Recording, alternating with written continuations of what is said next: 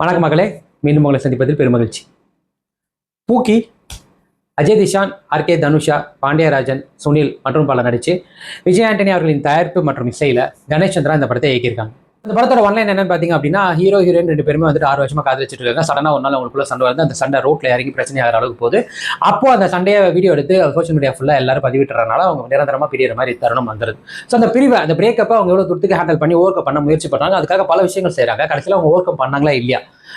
இந்த பூக்கி படத்தோட கிளைமேக்ஸ் நம்மளுக்கு என்ன கருத்து சொல்லுது? இந்த பூக்கின்ற டைட்டில் எதுக்காக? ஸோ இதுதான் இந்த படத்தோட மைய கருத்து. எனக்கு இந்த படத்துல என்ன பிடிச்சிருந்ததுன்னு போயிடலாம். ஆரம்பத்தில் இந்த பெர்ஃபார்மன்ஸ், இந்த படத்துல பண்ண அத்தனை கதாபாத்திரங்களுமே ரொம்ப நல்லா பண்ணியிருந்தாங்க. ஸோ அதுல வந்து நம்ம அஜய் திஷான் ஆல்ரெடி மார்கன்ற படத்துல ஒரு அறிமுகம் இருந்தார். இந்த படத்துல ஹீரோவா பண்ணாரு, நல்லா பண்ணியிருந்தாரு. இந்த வயசுக்குரிய பையன் ஒரு பிரேக்கப்ல இருந்து அவன் எவ்வளவு தூரத்துக்கு ஒர்க் பண்றான், அது இல்லாம லவ் பண்ணும்போது ஒரு பையன் எப்படி இருக்கான், அது லவ் கொஞ்சம் செட் ஆனதுக்கு அப்புறம் எப்படி மாறுறான், அவனோட ego issues, short temper issues, insecurity issues, complex, இது எல்லாமே ரொம்ப அழகா பிரதிபலிச்சிருந்தாரு. அதே மாதிரி ஹீரோயின் கொஞ்சம் கூட ஹீரோக்கு சலைச்சவங்க இல்லைன்ற மாதிரி அவங்களுமே அந்த வயசுல உள்ள பெண்கள் எவ்வளவு தூரத்துக்கு கஷ்டப்படுறாங்கன்றதையும் ஆர்கே தனுஷா ரொம்ப நல்லா பண்ணியிருந்தாங்க. அவங்களோட டிபிட் பர்ஃபார்மன்ஸ், அதாவது முதல் படம் மாதிரியே இல்லை, ரொம்ப நல்லா பண்ணியிருந்தாங்க.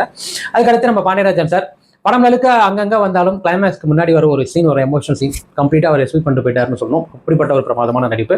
அதை தாண்டி நம்ம ஹீரோயினோட அம்மா அப்பா வரவங்க, ஹீரோக்கு வந்து செகண்ட் ஹாஃப்ல பேரா வரவங்க, ஹீரோயினோட ஃப்ரெண்டா ராகுல்ன்ற ஒரு கேரக்டர், ஒரு அவரும் இருக்கட்டும், எல்லாருமே ரொம்ப நல்லா பண்ணியிருந்தாங்க. அது இல்லாம ஹீரோட ஜிம்ல வர கேரக்டர்ஸா இருக்கட்டும், ஹீரோ ஸ்டோரி சொல்ற நம்ம விவேக் பிரசன்னா சார், அப்புறம் நம்ம சண்டியில் இதெல்லாம் வருவார், அவருமே சரி ரொம்ப நல்லா பண்ணியிருந்தாங்க. எல்லாரோட கேரக்டர்ஸுமே நம்மளுக்கு ரொம்ப ஜஸ்டிஃபைடாக இருந்தது, ரொம்ப பிரமாதப்படுத்தியிருந்தாங்க. ரெண்டாவது, இந்த படத்தோட விஷுவல்ஸ் ஆக்சுவலி இப்போ உள்ள இந்த 2K ஜென்ரேஷனுக்கு ரசிக்கிற மாதிரி தான் எல்லா இடங்களுமே இருக்குது. அவங்க போகிற இடங்களா இருக்கட்டும், விஷுவலி நம்மளுக்கு பார்க்குறப்போ கலர்ஃபுல்லாக இருக்கிறதா இருக்கட்டும், ரொம்ப பிரமாதப்படுத்தியிருந்தாங்க. ஸோ சினிமாட்டோகிராஃபி ரொம்ப நல்லா ஒர்க் பண்ணியிருக்காங்கன்னு சொல்லணும், ரொம்ப நல்லா இருந்தது. ஸோ எந்த இடத்துமே நம்மளுக்கு வந்துட்டு இது வந்து ஒரு பார்த்த விஷுவல் மாதிரியே இல்லை, ரொம்ப நல்லா இருந்தது. அது பெங்களூர், சென்னைன்றதை மாற்றி காட்டினா கூட நல்லா இருந்தது. ஸோ சினிமாட்டோகிராஃபி ரொம்ப பிரமாதப்படுத்தியிருந்தாங்கன்னு சொன்னோம். ரொம்ப நல்ல ப்ரொடக்ஷன் வேல்யூமே ரொம்ப நல்லாவே இருந்தது. ஸோ எனக்கு இதெல்லாமே பிடிச்சிருந்தது. அப்படின்றத தாண்டி இந்த படம் எனக்கு இன்னும் இதெல்லாம் கொஞ்சம் சரி பண்ணியிருந்தா, இன்னும் பெட்டரா பண்ணியிருந்தா இந்த படம் ரொம்பவே நல்ல படமா வந்திருக்கும் அப்படின்றதுல ஃபர்ஸ்ட் திங் ஸ்க்ரீன் பிளே. ஏன்னா இந்த படம் வந்து பிரேக்கப் ஆகிற ஒரு சிறுக்கு, அந்த பிரேக்கப் படி கடந்து வராங்க, அதை ஓவர் கம் பண்ணி அப்படி வரணும் அப்படின்ற விஷயம் தான் மெயின் பிளாட். பிரேக்கப் எனக்கு இந்த படம் இந்த பிரேக்கப்னு ஆரம்பிச்சு கொஞ்ச நேரம் போக போக நம்மளுக்கு எப்படின்னா, இது வந்து கதை சொல்ற போக்கிலேயே போயிட்டே இருக்கிறது. நம்மளுக்கு யூடியூப்ல பார்க்குற கண்டென்ட் எல்லாம் என்ன படமா எடுக்கிறாங்க அப்படின்ற மாதிரி ஒரு ஃபீல் வந்துச்சு. மோரோவர் ஒரு 2 மணி நேரம் இந்த மாதிரி ஒரு விஷயத்துல நீங்க ஒரு கதை சொல்றீங்க, அந்த கதையை வந்துட்டு நீங்க படமா நீங்க விரிவுபடுத்துறீங்க அப்படின்னும் போது, ஒருத்தர் ஸ்டோரி சொல்றதே நம்ம கேட்க நம்மளுக்கு ஒரு கட்டத்துக்கு மேலே அதுல சுவாரஸ்யம் இல்லை அப்படின்னா, நம்மளை என்கேஜ் பண்ணலை அப்படின்னா கண்டிப்பாக அந்த படம் நம்மளுக்கு ஒரு எக்ஸாஸ்ட் ஃபீல் கொடுத்துரும். எனக்கு இந்த படம் அதுதான் பண்ணுச்சு. ரைட்டிங்லேயே ஒரு கட்டத்துக்கு மேலே மறுபடியும் ரிப்பீட்டடாக நம்மளுக்கு என்ன நடக்குதுன்றதுமே தெரிஞ்சிச்சு. அது இல்லாமல் அங்கங்கே பார்த்த படங்களோட அந்த சாயலுமே ரொம்ப இருந்தது, பாதிப்பு ரொம்ப இம்பாக்ட் இருந்ததுன்னு சொன்னோம். ஸோ அதுவுமே வந்து நம்மளுக்கு ஆல்ரெடி பார்த்த ஃபீல் கொடுக்கறதுனால அதுவுமே நம்மளுக்கு பெருசாக சுவாரஸ்யம் இல்லை. ஸோ ரைட்டிங்லேயே அது பெரிய வீக்காக இருந்தது. அதை தாண்டி செகண்டாக வந்து பார்த்தீங்கன்னா, இதில் வந்து ஒரு சில கேரக்டர்ஸ் எதுக்காக ஏன்னே தெரியாத அளவுக்கு தான் இருக்கும். அதெல்லாம் வந்து அதை எக்ஸ்டெண்டடாக பண்ணும்போது நம்மளுக்கு இதெல்லாம் எதுக்கு புகுத்துறாங்க, இந்த கேரக்டர்ஸ்லாம் தேவையா அப்படின்றது ஒன்று. ரெண்டாவது, இந்த ஃபோர்ஸ்ஃபுல்லான காமெடிஸ்லாம் இருக்கும், அதெல்லாம் பர்சா ஒர்க் அவுட்டாகவே இல்லை. ஸோ அதுவுமே எனக்கு பெரிய குறையாக இருந்தது.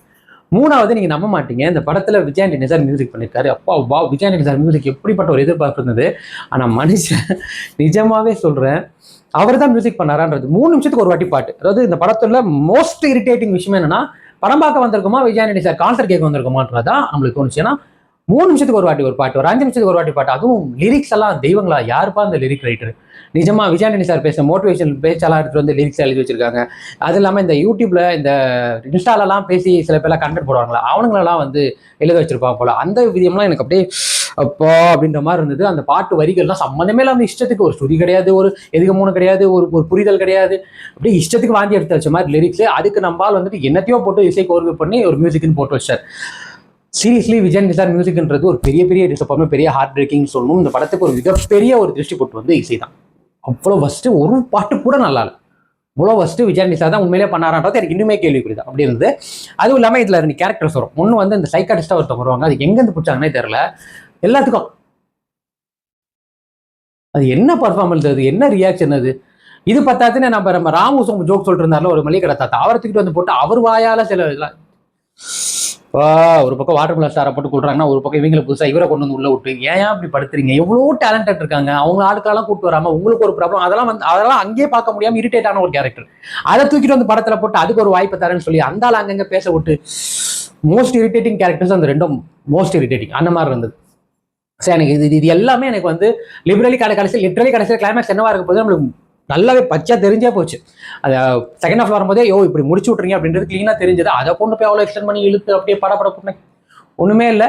ஒரு வழியா முடிஞ்சதுன்னு பார்த்தா அங்கேயும் முடிச்ச உடனே அங்கேயும் ஒரு பாட்டு வைக்கிறாரு. ஐயா சாமி உர்றா ஆளை உர்றா அப்படின்ட்டு எகிரி வச்சு ஒரு வந்தது தான் மிச்சம். அப்படி இருந்தது எனக்கு. ஸோ லிட்ரலி பூக்கி வந்து எனக்கு ஒரு பெரிய பெரிய டிசப்பாயின்மெண்ட்டான ஒரு எக்ஸ்பீரியன்ஸ் தான். இதுவும் வேலண்டைன்ஸ் டே அதுவுமா எதுக்குங்க அப்படின்ற மாதிரி தான் இருந்துச்சு. ஸோ ஓவராலாக பூக்கி எனக்கு எந்த மாதிரி ஒரு எக்ஸ்பீரியன்ஸ் கொடுத்துச்சுன்னா 100க்கு வந்து நான் ஒரு 30 கொடுப்பேன். அதுக்கு மேலாம் இது ஓத்தே கிடையாத ஒரு படம் தான்.